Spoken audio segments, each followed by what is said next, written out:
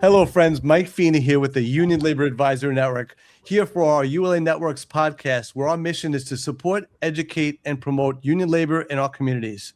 Today, we're joined by two very important people from the International Bricklayers and Allied Craft Workers, as well as Bricklayers and Allied Craft Workers Local 1 in New York, Alex Jacoby, who's the Director of the Members Assistance Program, and Phil O'Connell, MAP Coordinator and Contact for BAC Local 1 here in New York.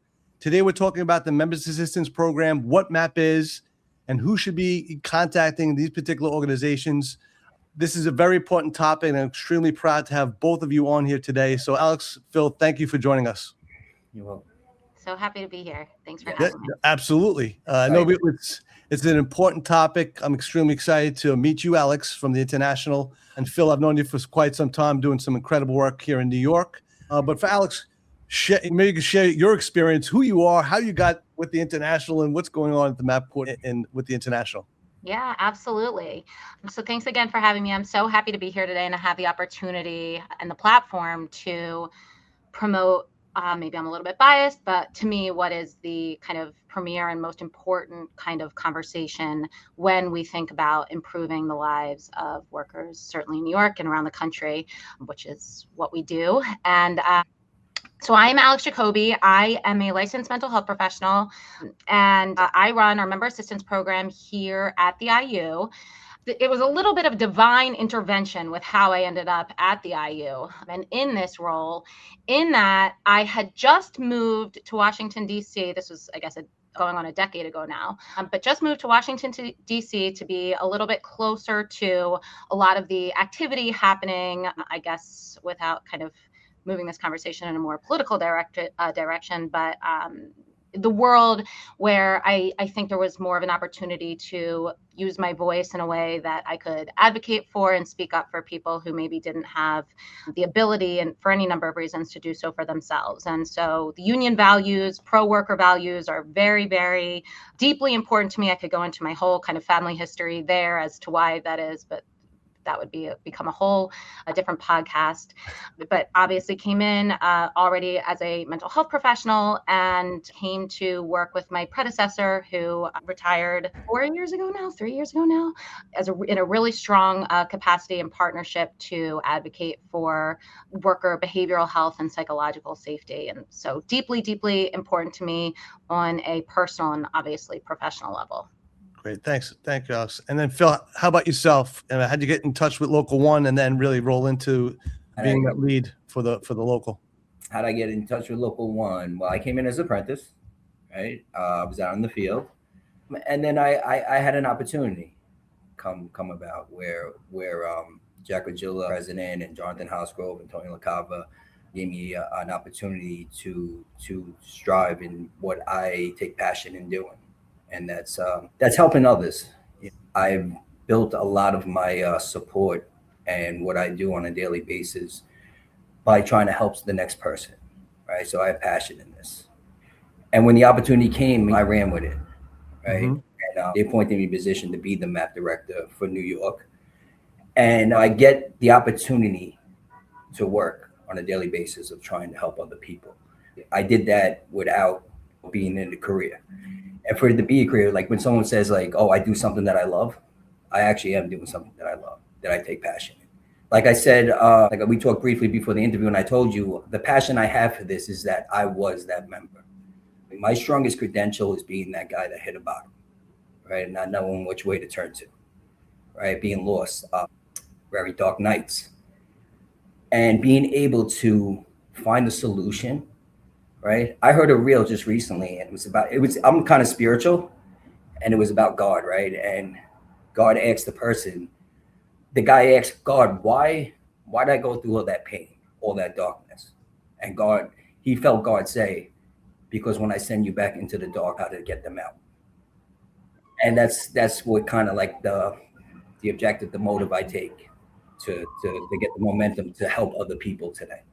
Gotcha. To do what I'm doing. No, you're doing great work. I know you're out there, and you're seeing it with the International, with the locals, and even the councils now. Such a big focus. So it's exciting to have you both here. Really dive deeper into what these programs are and how members and families can have access to them. So let's just get started with the basics. A lot of members may have heard about the term MAP, but they might not fully understand what it is, who it's for, and when they should reach out. So Alex, maybe you can go over a little bit more detail what the Members Assistance Program is, why it was created, and who's eligible to use it. Yeah, absolutely.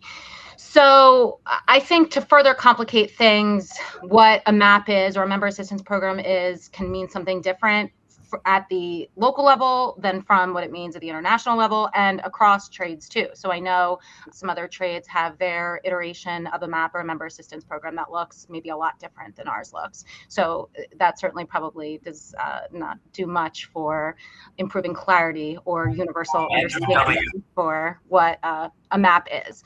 Our MAP has been around. We take a lot of pride in the fact that we have been around for going on 30 years. We were the inception of our MAP at the IU, the Bricklayers IU, was in 1998. So our leadership at that time had the foresight and the understanding, kind of saw where worker health and safety protections were moving to evolve or grow past just physical health and safety, even at that time where it was really, really kind of undiscussed or under-discussed or just kind of not talked about. And there have been a number of iterations of MAP, our MAP, throughout those years to adapt and adjust for what the industry needed and called for, our membership needed and called for, given that long history at any given point in time. With that said, we only have ever had 2 directors. So my predecessor, who I referenced earlier, who retired a few years ago, and then myself. So there's definitely a lot of attachment to like there's not this, you're not in this role and I'll be here as long as they'll have me. I very much see myself, even though I am not a skilled trades worker, I've not worked in the field, I see myself and feel very much a part of the BAC family. And so with that said, our leadership at that time and have continued to see value in, and frankly, see it as invaluable role for having an entire department dedicated to creating opportunities for members to get help where and when needed and creating that access where they may otherwise often not have it or not be, even if it is available to them in some kind of distant or third party kind of way, that there isn't that trust or that faith in those programs the way that there is because we have these kinds of relationships and develop and kind of grow these kinds of relationships that exist between the IU and the local over years and years and years. So we are a resource for all of our members, whether they are actively insured, uninsured, loved ones of our members. And I know that's a really kind of generic concept or term, but I think that speaks to how seriously we take and understand the importance of a family system in our members' lives or a loved one's lives. So they don't have to be like a declared dependent or spouse or married in order to qualify to utilize our services at MAP. If you are a loved one or somebody that is important to or a part of our members' kind of system or loved ones community, we are a resource for you as well. Active and retired members, anyone across the BAC family can access our resources independent of which local they're coming from and any other number of variables that for maybe insurance purposes or other programs might either include or exclude certain people based on, again, marital status or child by blood, or have you married into my family or anything like that. We don't discriminate in that regard. If you're a part of the BAC family, we help. I gotcha. Yeah. And again, it's just for today too, is really making sure that people are aware that this program is available to them and then really understand, what issues should members or can members reach out to MAP from the international, the local side. What would they typically call? What's some of the issues they would call about or for? So I'm really glad you asked that question because I think you had named it a few moments ago that there is a lot of attention on and a lot of focus on this kind of just general mental health right now and particularly around suicide prevention and opioid use disorders, substance use disorders, opioid overdose fatalities, just how the opioid epidemic has negatively impacted workers in construction. However, the majority of our members that we work with are typically not at that severe or crisis point.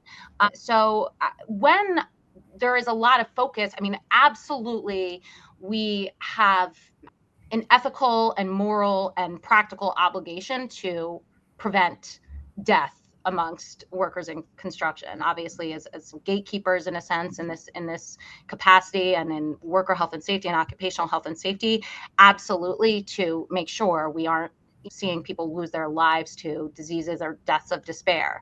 However, earlier intervention and the number of people that need support and help at such an earlier kind of stage before it worsens or severes or becomes a crisis is not only necessary or needed, but primarily the number of our members who utilize our services fall into that category. So anything, I mean, I tell this to members and locals when I'm promoting our program, our department, all the time. If there is anything negatively impacting your quality of life, independent of what it is, reach out. There is no such thing as discerning, this doesn't feel like it's severe enough or warrant a conversation. To be a human means you're coming up against really, even just at baseline, I mean, just independent of all the kind of unique, I don't know, global cascading crises that are kind of happening right now, and just so many other variables or considerations, just by being a human, facing things like sickness, chronic illness of a loved one, being a caregiver, being a parent, certainly being a parent. If you have a child facing any number of challenges that exist with growing up in 2026, bullying, harassment, any just caregiver fatigue at all, anything at all that's negatively impacting a member's quality of life would be an appropriate reason to reach out and connect with us. That's great. And again, it seems like quasi HR or the issues, because, you know, again, you're working independently when you're out on a job site, working with a whole bunch of different people.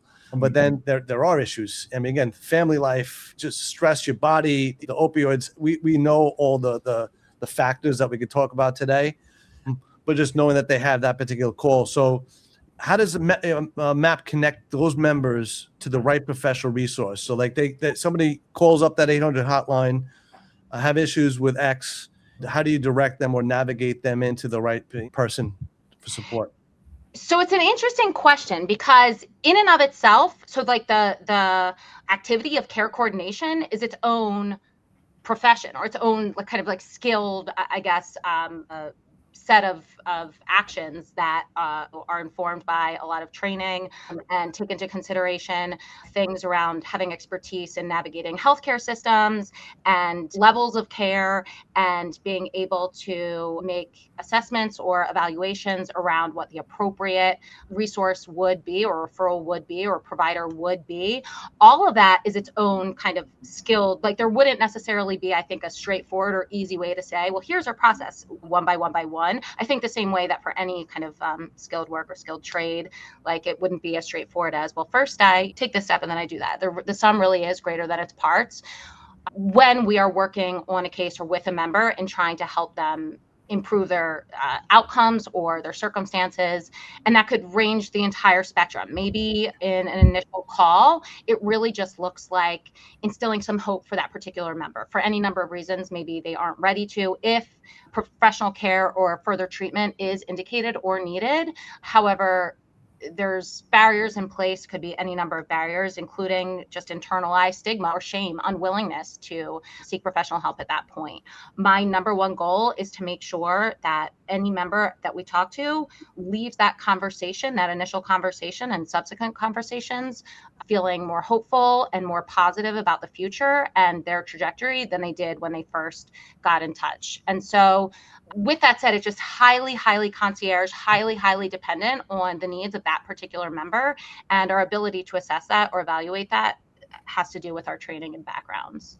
Thanks, Alex. And then another question too is from a confidentiality standpoint, what does it mean in practice for a member who may be just nervous about calling reaching out to the local, say, I don't feel right. Is this going to affect my job, affect what's going on with my benefits, my employer? Like, how does that work from a confidentiality standpoint? Yeah, it's a critically important question because it speaks to the underlying issue of the amount of shame and stigma that still very much exists. I mean, we're making progress. We've made a ton of progress, but we're nowhere where we need to be in terms of more just universal or widespread acceptance around the fact that humans struggle, humans face challenges all the time. Again, as I said a moment ago, simply just by being human in and of itself at baseline, we are fighting a huge uphill battle.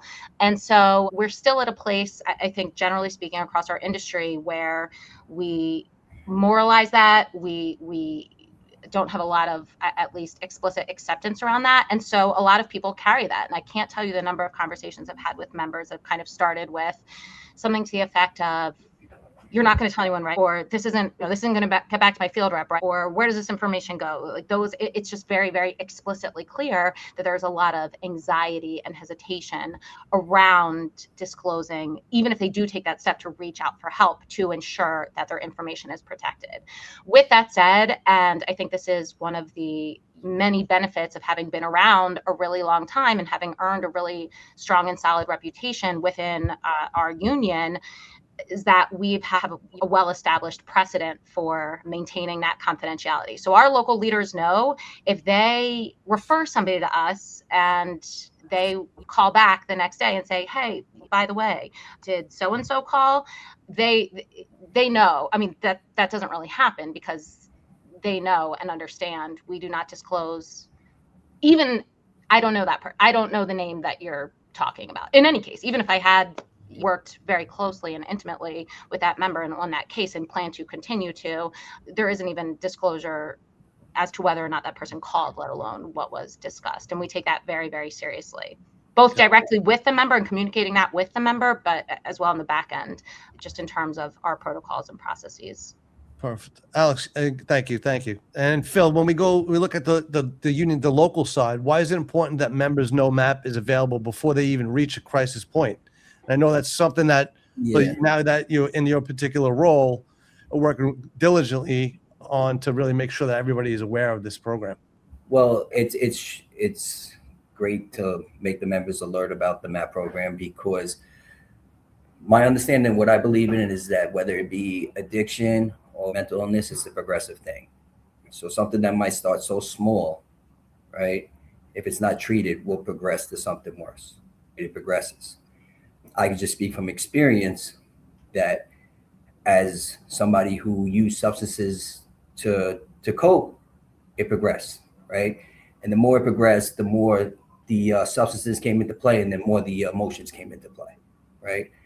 And then I felt lost, right? So it's good to let them be alert of how it could start, how addiction, how something so small, it might start with not being able to sleep, right? Mental illness. I may not be able to sleep tonight, right? Might sleep the next night, right? Then it might progress to more nights of not sleeping, right? Because whatever you're feeling inside. And the truth be told is, like, what I believe is that I believe addiction, substance abuse is just a solution to whatever you feel. So if I'm feeling something that I don't want to deal with, right, I need to numb myself. And just to let them learn. They may not know that. They may not know they're drinking because they don't like what they're feeling, right? And just to bring awareness to them, promote that program, let them know. And like I said, my strongest credential is being that guy, being that member, being able to relate. I feel comfortability by speaking to another member is where you're going to get the better results. And Phil, what do you think? I mean, in regards to changing that culture, like toughing it out, to look out for one of each other, or what are some of the warning signs that a coworker, apprentice, or friend may realize to be struggling? When I'm teaching or instructing a class or whatever, I tell the members all the time, right? Some of these guys you work with, you see them more than you see your own family. You could be with them hours at a time. So how they come to work. Right? If they come to work a week straight, upbeat, happy, and then the next day they come and you could just tell. I can tell you right now, with my daughter, like, I know when something's wrong instantly, right? I see her, I can tell by her body language, her facial reactions, that something's bothering her, right? And it's how you present that, right? How do you approach somebody that, right? Especially with construction men, we're supposed to be these alpha men, these big, strong men. We're not supposed to talk about our feelings, supposed to hide it, right? That's the dynamic of the culture that has been going on for many years. So to break that, I always say, like, that's why I like to go to the apprentice school. Right? I like to talk to the younger generation. You know, one of the slogans we use is "It's not weak to speak," right? Yeah. Try to talk to them. And I see more with the younger crowd that they're more involved, right? They want to know about this. I don't know if it's just the dynamic of how they were brought up was a little differently than maybe the older men. Or like I hit that borderline where like I was that guy. Like I came into an environment where you don't share what you're feeling. You hide that. Don't speak about it. And as you harden and let the more builds, right? It's like a volcano. And then one day it just explodes. Like, how would you approach somebody without making them feel judged, especially in the field? What are you talking about? Noticing what's going on. Right? I'm strong on how you approach somebody's how to say something, right? So it's a little something like how you doing today, right? A little basic way to just start a conversation, right? How you doing today? Like you don't want to come over and act like a therapist and be like, oh, something bothering you? What's going on, right? You want them to feel comfortable to be able to open up and speak to you, right? I always say body language. Come over, not hands in your pocket, look them eye to eye, show like a concern. I think there's like 75% of communication is body language. So if I'm going to come over and I'm going to have my hands down or my hands in my pocket, my head down, right? The approach is wrong. I truly believe it's about making the other person comfortable to be able to speak to you, right? And but if you could get them open up to speak, I truly believe that anybody with, because I was that guy with addiction or mental illness, they always feel isolated. They always feel like they're the only person going through this. My biggest slogan was like, you don't understand when someone tried to help me. You don't understand what I'm feeling. But the fact is that people go through things every day. There's people that just react differently to every situation. So if someone comes, if I approach somebody and I get them to open up, right? I just like to let them know that, listen, I understand, right? When someone comes and talks to me, I tell them there's nothing you're going to tell me that's going to surprise me. And that's bringing the comfortability up out of them so they could be able to speak to you. You want to open up that door. So I'm sorry. Speaking of opening up that, I don't know if the door actually. Yeah, literally someone opening up the door. You open the door for somebody, they're here. Yeah. So that's how I feel, right? That's the approach that was brought upon me. Just try to make someone feel comfortable. I had somebody that was able to ease me into like able to see things. Because when I came in, you get aggressive. Right? You don't want to admit what you're feeling. You don't want to, if it's substance abuse, you don't want to admit that you got a substance abuse problem. There's a lot of guilt. There's a lot of shame to that. There's a lot of people think I'm different, right? If I'm depressed and I'm the only person feeling, why am I going to share about it? How are you going to look at me if I tell you that I'm depressed, that I'm not able to sleep because of anxiety? How are you going to look at me if I'm telling you that I drink on a daily basis? Judgment, fear, it all stems from that. Yeah. So to just bring an approach upon a member that's going through something like that you're able to say to them, listen, I've been there. I've been through that. And to listen, right? Try not to interrupt. Let them speak. And like I said, body language, just like act like you're receiving everything they're saying to you and what they're feeling. Is it okay if I add to Phil's point? Alex, come on. We're talking here. All right. Conversation. I'm just still like hung up on Phil's sound effects, like just the timely. At the door. And that's another thing. Like for me, like Alex has been a big mentor and a big resource for me. As far as like we have a meeting once a month and we bet to snowball things off each other and communicate. And that's been something that's been helping me through building this program and even things on a daily basis, just being able to communicate with somebody that could relate. Yeah. Well, and I think that's actually that relate point is what the point I really wanted to emphasize or come back to. Obviously, there are best practices and kind of how to approach people versus how not to approach people.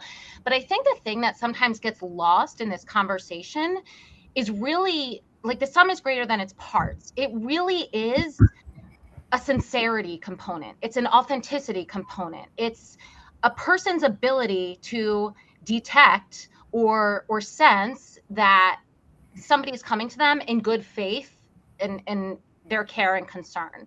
And there aren't always the right words or script for that. It really is a relationship thing. And I think this comes back to why it's so critically important that as an industry, we keep confronting the shame and stigma piece, because until we address our own internalized kind of stigmas and myths and incorrect beliefs around what it means to have these types of challenges, it's going to be really hard to show up in those kinds of conversations in authentic, sincere, good faith. And to me, I think that's the biggest thing. People can sense, you might not always know the right thing to say. A lot of times there isn't the right thing to say. I think if there was a perfect script, we would all, as just a humankind, have it memorized by now, and we wouldn't have problems. It doesn't always exist. But that human connection piece, that intimacy, like I see you, and it's not because of my words or my behaviors. It's like in my heart is coming through. My heart sees your heart. As cliche as I know that might sound, is a really big part of establishing trust and safety in those moments, helping people feel or trust that you aren't there to judge them, to talk them, any of that you're there because you give a crap. Yeah, no, absolutely. And Alex, I know you mentioned, like a union been in the field. We work for the international, we work for these locals, supporting the members, and it is family to me as well. Almost 30 years working within the unionized construction trades as well as public sector. This is family. And we do, and feel like you mentioned, you see some of the members more than you do like your old friends growing up from the neighborhood. So you're seeing them every day, and you could see some of those particular struggles, or people do open up to when you have that relationship. And to know that an organization has your back and is looking out for your best interests and has these numbers or resources to utilize. This is what the ULA Network's all about too, is making sure that people understand the resources they have to support them as a union member, as well as their families. And I think being a part of a union organization, they are looking out for your best interests in many ways. And to have this particular support network from a national level, international level, and then how it's broken down into regions so that you can really feel connected with that member is so critical. And it's a differentiating factor, I believe, from union and non-union, and what you're actually getting as a dues paying member of part of a bigger organization, rounding out all those particular benefits that you have. And it's incredible to see. And again, it's moving like mountains essentially. But like now, as you start to bring it down and organize from the grassroots onto the ground, that's where we start to see this impact. Yeah. And Phil, I know we'll bring this up too, is like the New York Building Trades, the peer support network that were rolled out this year. What we've heard about it and coming together over the past couple of years, I'll bring this in, is that there's an important larger effort happening in New York through the Building Trades Peer Support Network in collaboration with Cornell's the Building Construction Trades Council of Greater New York, local unions, MAP directors, and the New York Building Foundation. The message behind this effort is powerful. It's not weak to speak. And Phil, maybe you can just jump in a little bit more about that, like what's been going on. I know you've been part of that task force and that group. Yeah. And it's really exciting to see, because this is an area I want to be involved in. I have family with mental health, issues, some families with suicide. Like, this is a major impact, and we need to make sure that we get this out to the masses. So, Bill, what do you got? Let me start with it's been an honor to be part of that. Yeah. To work with other MAP directors from other locals, to have the building trades involved, and to also be instructed by the people of Cornell, right? It's been a complete honor, and to be part of something that it will be so big. I truly believe that. When we look at it, 5,000 suicides within all the trades in New York City on a yearly basis, average, right? And that's not talking about the overdoses and substance abuse. So for the building trades to react on something like that, right? To have a program developed where you have a peer on a job site, right? Like we talked earlier about, the dynamic of a construction guy is isolation, I feel. I'm not going to talk. I'm going to hold those feelings in, right? We felt that it's easier to go to a peer, speak to a peer, right? they may be going to a BA, a shoppy, foreman, site safety. It might be easier to just have a peer there, right? And now the peer job is to be on the site and just try to interact, right? Like when we just talked about briefly about interaction, right? And this is things they were instructed on how to approach a situation, right? And how to determine what degree it's at, right? Whether it's severe, medium, or low, right? People say things in the heat of the moment. We can't take that and run with it. But if someone's on the job site threatening to hurt themselves, then yeah, that's immediate action. We need to help this person, right? And there could be just something as something say like just quoting something. My kids are better without me. We talk about the daily stress of people, just human nature, right? We're in an industry where layoffs come, right? Jobs ending, layoffs coming. So your stress could cause, right? I have a mortgage, I have kids to raise, I have this, right? And to have maybe a peer to be on the job site, to maybe if someone's going through something like that, and that's just an example, right? There could be 100 other examples of why somebody's not in the right headspace or choose to do substances or whatever they choose to do, right? And just to have someone there, right? And to make it aware to the other members on the job sites that there's a guy here. He has a stick on his hard hat. He's a peer, right? You could talk to him. And then he's the bridge to get him to us, the MAP program, the clinical director, and then we could get him the proper resources of help, the right channels to get the help. Yeah. Right? It's just another weapon we have to help members, along with the MAP program and having all these resources being established where we can help these guys. No, I see it. And Alex, I got a question for you too. Is like in regards to peer support and then members assistance support, how do they complement each other? Well, and I know you went into it a little bit, Phil, but maybe you could elaborate, Alex, on from an international standpoint. Yeah, absolutely. So there are a number of points that Phil, I think, touched on that are so critically important. Primarily the visibility component.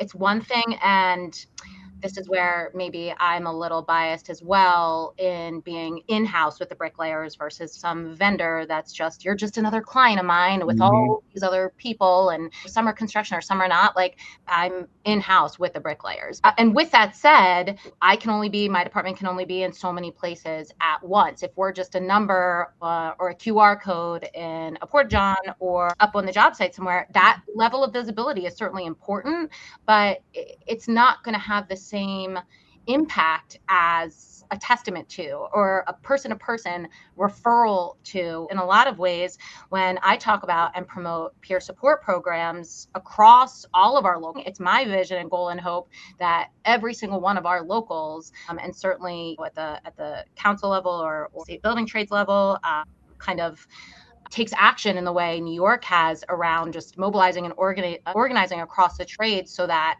we all have this pipeline to, or this pathway to, professional help where and when needed, especially when it does exist in this way.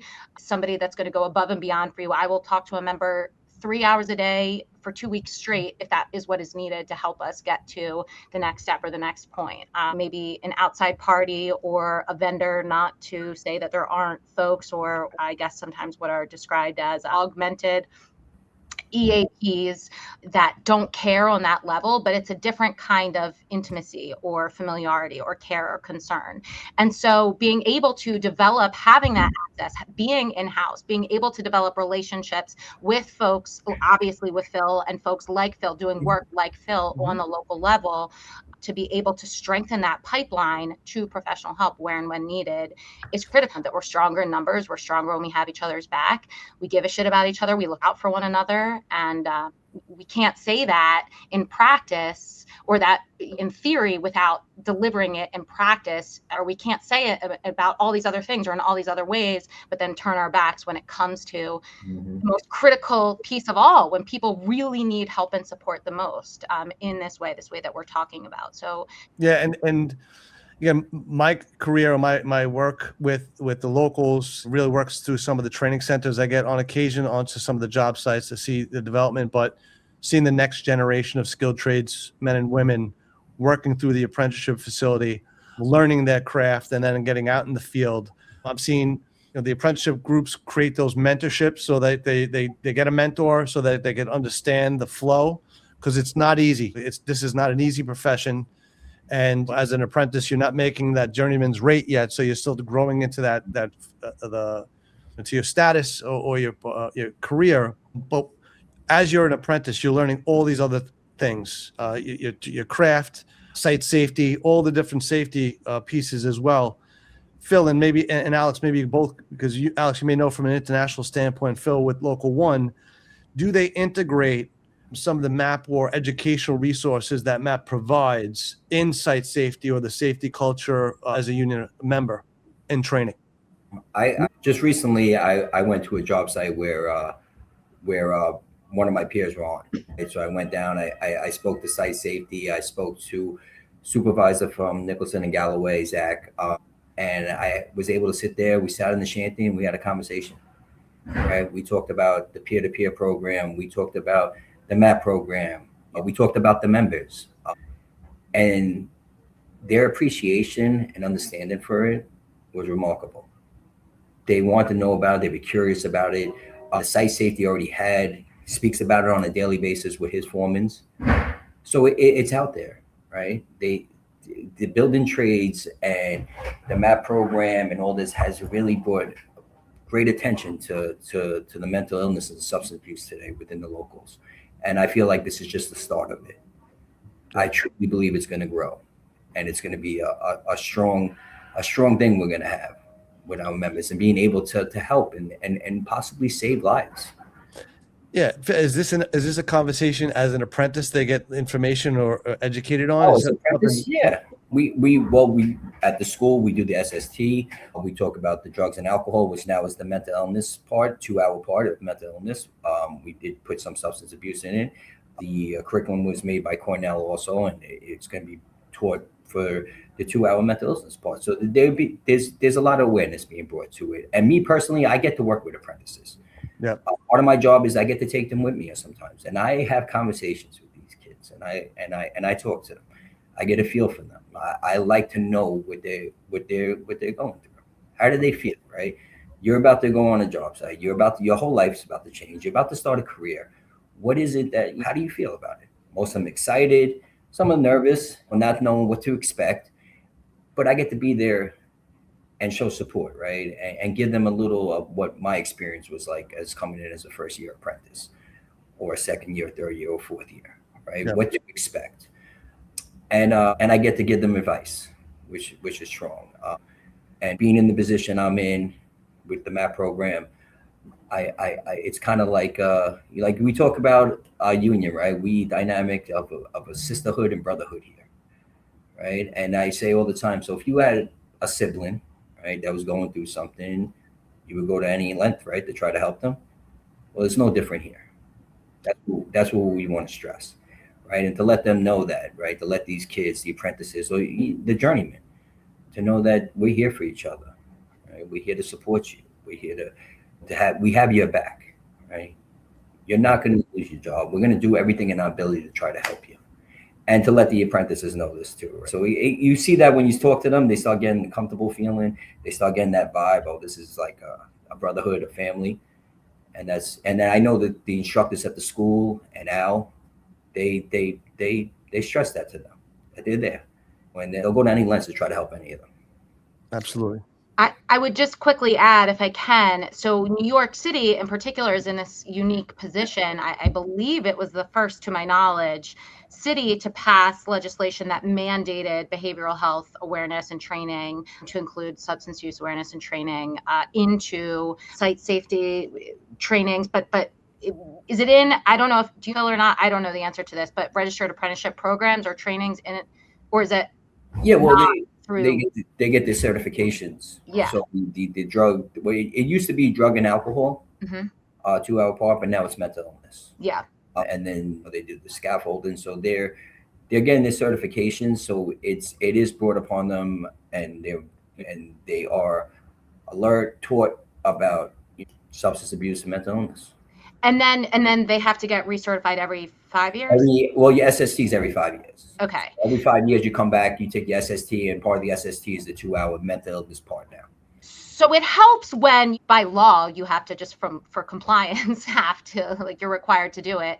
Yeah. But I think especially in our union across the country, there's leadership buy-in. So even without that legislation, I think Washington State was now then just the first state that required, I don't know if it goes into, I think it goes into effect next summer, but they did pass the legislation that they are requiring 2 hours of behavioral health training into every registered apprenticeship program across the state, which is critical. But I think there is a difference between kind of checking a box and saying, okay, we did it because we have to do it, and saying we're talking about this because we really give a shit and we know how real this is for our membership and how seriously these types of issues impact our membership and what the behavioral health outcomes have looked like, diseases of despair, deaths of despair, as I talked about earlier, across our industry. And that's something that we are super serious about changing and making a shift on, or a turnaround on. Bringing light to this and to all our viewers that these programs are here to help support your well-being and your best interest, and it's okay to be fearful. You got to make that phone call. Your brothers and sisters are here to help you. And again, I'm just so privileged and thankful to know you, Phil and Alex, to know you exist and you're there with the International. Proud to know some leadership. Proud to work with Local 1 and Jack and Jonathan, Tony for some time now.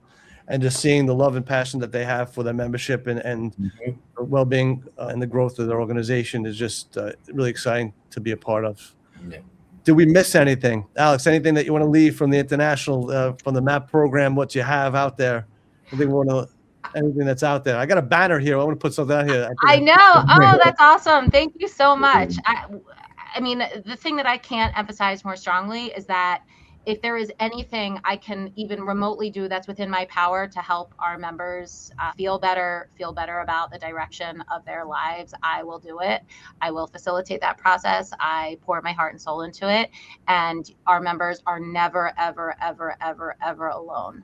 And that's my resounding message. And the things that are happening now in the ground, in the field, the types of work that Phil is leading, I just hope that just continues to emphasize and grow that message, that people not just hear it and it feels like kind of a throwaway sentiment, but that it feels real and palpable to them. So hopefully that's come across in our conversation today. There's so much more we could talk about, I know, and I'm sure, but I'll just leave it there. Bill, what do you got? Anything for you? I got just the snowball of what Alex said. You just to be of service to the members is the passion that I take in this, that we talked about earlier, about having that passion in something that you do, and not being here as someone who could pass judgment on somebody, but someone that could be sincere with somebody and understand what they're going through, right? And developing a program where I can have the ability to do that with a member. We live in New York City. These guys are part of building the greatest city in the world. To me, they're celebrities. Yeah. I mean, you walk down the streets in New York City and you look up, and just to know that we have members that have been part of that building something like that, and we'll continue to be part of building this city, right? So So I want to show their value to them if they don't see it. Yeah, well, that's our job right now, is to showcase the quality craftsmanship and work that unionized construction workers can build within our communities and our cities. And then the pay scale, and as well as the overall rounded benefits that you have and the services that you both provide are really making a difference in the quality of life for these union members with the Bricklayers, with the International and the locals and the region. So again, I just want to thank you both for everything that you're doing. It's so important and relevant, and I'm just proud to know you both. To every BAC member and family member listening, you're not alone. You do not have to wait until something becomes a crisis. Support is available through the International's MAP program. And if you or somebody is in an immediate crisis in the United States, call or text 988 for the suicide crisis line. Or for confidential support with BAC members and families, you can call 1-833-MAP-TALK, and that is 1-833-627-8255. To every union brother and sister on the job site, sometimes the most powerful thing you could do is ask, listen, and help somebody take that next step. So it's really important. And again, I just want to thank you. I'm excited to know you both, and we're going to do great things together in the coming months and years. And make sure we get this information out there to the masses. And, So thank you. Likewise, Mike. Thank you so much. Thank you both so much. thank You got it. And, You got Mike, thank you for the platform. I'd like to thank all our sponsors for helping to build and promote the ULA Network. It is because of you that we're able to support, educate, and promote informative content relevant to labor. Please subscribe, like, and share our channel and media. I'd like to thank you all for your support.